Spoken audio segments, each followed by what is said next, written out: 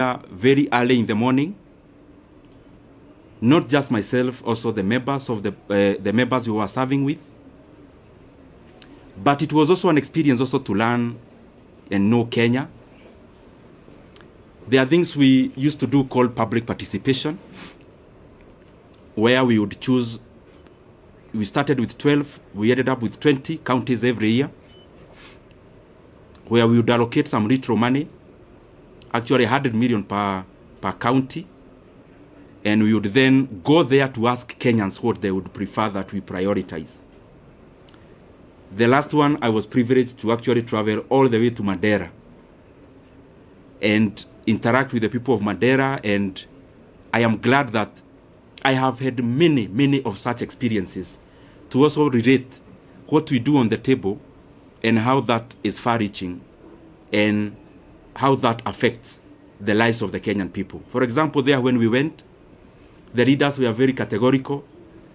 There was a teachers, a TTC, Teachers Training College, and a KMTC, which they told us the entire 100 million to give to those two, because when we go all out to do those things, we specifically look at the impact of how those projects would work, and also by giving preference to what the leadership and the people themselves request us to, or were requesting us to do. Having said that, also for perspective's sake, and allow me to say it because it is how it is. At some point we got too busy, because you remember when you are here in the chairman of budget, you also have to go all out there and talk about the projects you are doing, but also on the other side, you are also doing work with CDF. You have colleagues whom you are interacting with as you work around CDF. And therefore, at some point, I also got too busy, as you could remember. Anyone launching a Masomobora in their place, I would go, and those kind of things. And what I'm trying to say is that at some point, I got too busy. And my brothers and sisters, I'm telling you these things, not more as a politician, but also as a human being. I got too busy at some point that for the last 2.5 years, I actually went to my rural place, our rural home. I went there for the first time in the last 2.5 years in September or October or November of last year, thereabout, in the last quarter of last year. There is the time last year I visited my sister who lives not very far from Nairobi, actually in Thika. So I went there and we were chatting, and I could read her body language. She was thinking, kwani huyu jamaa amepotea ama ni nini? Because I could hardly have gotten time before to actually also do such a thing that looks very small, but is also humane to do. So what I'm trying to say is that it has been intense, it has been busy, and I am grateful for that chance, because even in that intensity, it has also been a profound learning experience. I also want to take this opportunity to wish the current chairman of the Budget and Appropriations Committee and the leadership of that committee all the best. I have sat there, I know it is an intense position. It requires you to work very hard, sometimes to the neglect of your constituents. And therefore, I would only wish the current chairman all the best as he steers the committee forward. Because after all is said and done, whatever he is doing, the success you'll get is a success for all Kenyans. And therefore, there are things we say because we are politicians, but there are also things we say because we are human beings. As a human being, I wish him all the best. And I want to say that I am grateful for the chance I have had. Maybe to clarify a few things which you may have in your mind, or possibly I can give you that chance to ask them.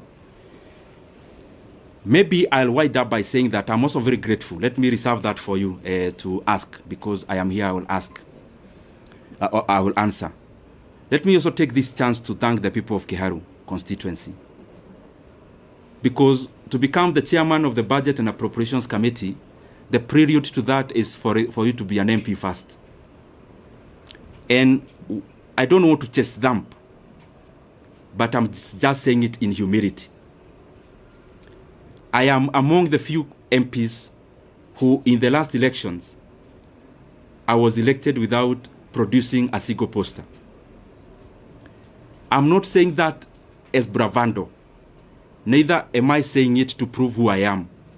I'm saying it in humility, that I'm very, very grateful to the people of Kiharu for that honor, to have served them as a member of parliament. This is my second term, and especially given that there are many landed people in our constituency, but they have given me that honor and privilege to serve as the budget and to serve as their MP, or to serve as our MP as a constituency, and that has opened or had opened the room for me to serve as the chairman of the Budget and Appropriations Committee. I also want to thank the people of Kenya. What I know is that the positions we hold, and talking about myself, I hold it with a lot of regard. And as I serve the people of Kenya, I want to be grateful because they have also been very supportive. Those who support us by saying something kind, those who correct us because we need to be corrected, and that is the forte that we must always accommodate. Those who criticize, we need also to be criticized so that we can also pull up our socks and do things better. Holistically, I want to thank them. And also for prayers. Maybe many of you, I'll surprise you, but I am one of those politicians, and maybe I'm preempting some of the questions that you may have, who look at life maybe in a slightly different way than maybe majority. I am one person who knows for sure that who I am as Ndindi Nyoro, I only become because God gives me the power. And therefore, I don't find it within myself to chest thump, to accuse. I only hold the position I have. I try my best to do good out of it. And therefore, I have said that because there are people who we have never interacted, but they pray for us. Praying for us, sometimes we get wisdom that we will not have gotten before, relying on our own selves. And therefore, I am grateful to all Kenyans for the input, because whatever we achieve, or whatever we have achieved it out of all that concerted effort. Maybe only highlighting one thing among the many we have been able to do, and it's just an experience of the things we used to do when I was serving in that capacity. You have to balance among many things, because what happens in resource allocation is that you only need to be optimal. Where can you put money that then will yield most of the outcome? And at some point in the chase for resources and allocations, there was the issue of the JSS teachers, whom you know very well. By then they were called moguls. And I was feeling very compelled then as the chairman of budget that whatever else we are doing, and that was around last time when the issue about resources was very pronounced out of the issues that happened in July. But out of the things we did, among the few that I'm very, very proud of, is the confirmation of the JSS teachers to permanent and pensionable terms. It gives me a lot of satisfaction and especially given that I took it as my burden to make sure that that was done. But I'm not claiming to have done it by myself. It is teamwork among the committee members, teamwork among the other consultations that you need to do as the chairman of budget, which I am very truly grateful for. I want to stop there and pick some questions. I only request, I am a Kenyan, as I said when I was starting.